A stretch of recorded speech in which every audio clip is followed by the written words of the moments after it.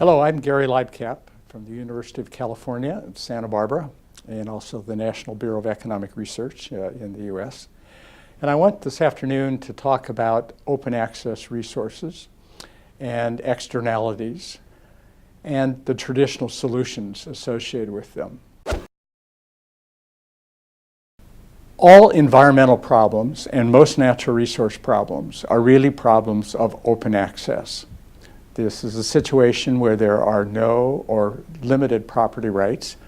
And what that means is that there are few controls on entry and use of the resource.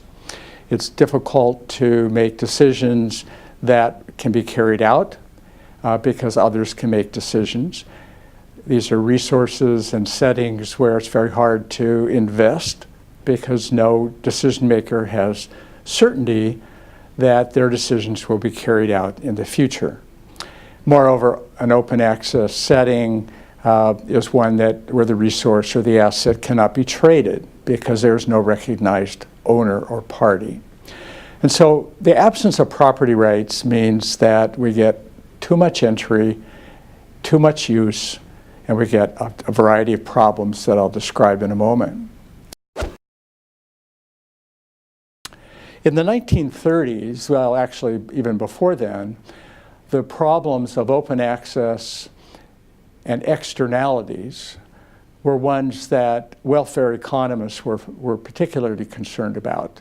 Welfare economics, especially at Cambridge University in the UK, associated with Cecil Pigou and others, about a situation where individuals made decisions without considering the full cost of their decisions. They would consider only their private costs, but not the full social costs. And so that meant that their costs were too low, and yet society bore higher costs, and so this led to a series of problems. This was mostly of discussion among economists through the 1920s and 30s. And then in the 1960s, there was more concern from a policy point of view, drawing on this earlier literature. Because by the 1960s, many of the open access resource problems and environmental problems were becoming more and more apparent. Depleted fisheries from overfishing. We still have that problem today. The rapid drawdown of oil pools and groundwater basins or aquifers. Both of these problems still continue today. Overgrazing of pastures. Too rapid deforestation, something we're concerned about today. Air and water pollution, because the air is the ultimate open resource where there are no clear owners or boundaries on the use of the resource. These are oftentimes linked to just the over-depletion of resources. And so these policy concerns in the 1960s turned back to the general welfare economics and economists of the 1930s. And in the diagram that I have here for you, it illustrates the problem and the traditional solution that these economists described.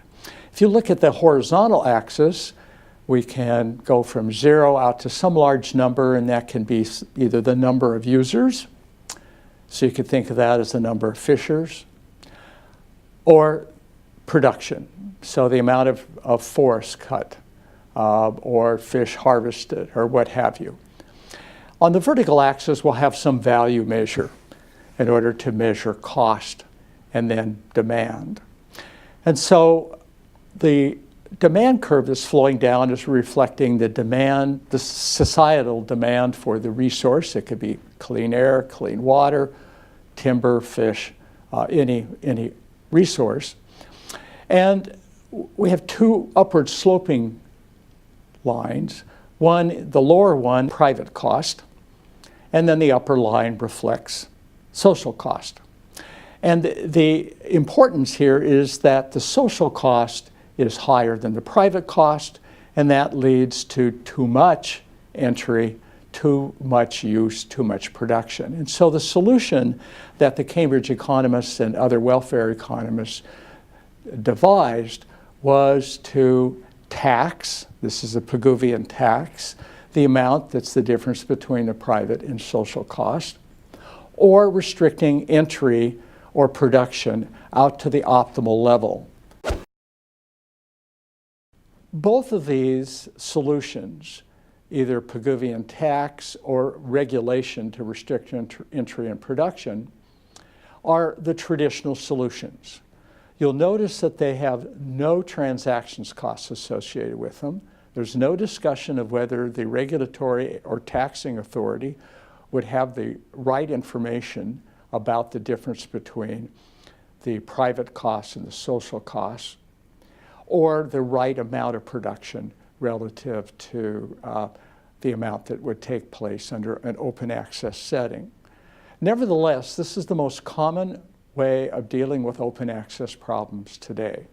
Regulating the amount of air pollution, regulating the amount of habitat that is destroyed, regulating the amount of fish that are harvested in a variety of ways.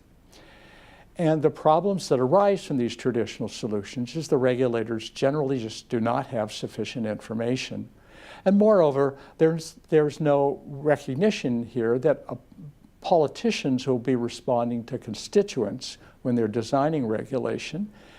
And the way the regulations are set up can have important benefits to some groups and impose important costs on others.